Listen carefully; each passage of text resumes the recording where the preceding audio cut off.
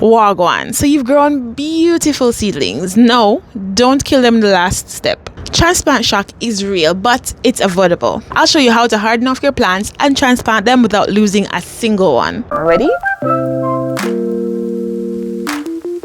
Before transplanting, it's best to harden off your seedlings, which means to try to get them acclimatized to wherever they're going to grow outside. How I like to do this is I increase the time each time. So I started off with maybe like 15 minutes, 30 minutes. I place them outside in the morning. So that morning sun, that bright and early morning sun, not the heavy duty sun, like, sunrise.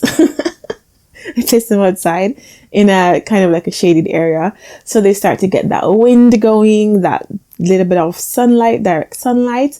And each day I slowly increase the time that they spend outside. And I do this for about a week or two before I'm going to transplant them.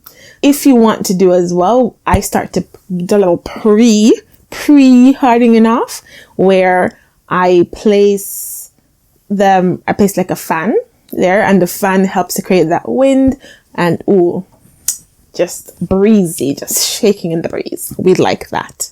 So the fan is going to be on your lowest speed because we don't want it to blow away, of course, and it will mimic that wind that's outside. This will help to strengthen your seedlings so that it will help reduce the shock of transplanting. Now, when you're transplanting, it's best to transplant them when they have about 2 sets or so of true leaves. So the first leaves that pop out of the seeds, those are your seed leaves or cotyledons. Why can't I remember how to pronounce this word? Cotyledons. This word right here, right? And those are the seed leaves. But once you see the second set coming up after the seed leaves, those are your true leaves. They look close to the actual leaves of the plant. If you wait until too late, you may have this happening, yellowing leaves and spotting, because it's fully root bound. How to transplant? Transplanting often depends on the type of plant and the pots that you use. For instance, tomatoes and peppers can be planted a bit deeper, so you can remove a good amount of the sets of the leaves, and you can plant the stem a lot deeper because it will put out roots all along the plant, all along that stem, and it will give you a stronger, sturdier plant. So the seed leaves were there, and if you look closely, you can see roots coming up, so I'm gonna bury it deeper. So of course you can choose your container that you want to use. I prefer to use grow bags because I have a balcony, so they're lighter and they're easier to move around for me, and it helps me when I'm bottom watering, plus it helps to aerate the roots. I also use some plastic pots, but the ones that have, the bottom watering feature. So that makes it a lot easier for me. And again, pre-moisten your soil, whatever soil you use. I like to use about 50% potting mix, about 25% compost, and about 25% perlite or stuff, just to get it aerated. The soil mixture that I use depends on the plant and its needs. So pre-moisten your soil, fill it in your container. You can add slow release fertilizer in the bottom if you need to, and place your soil in.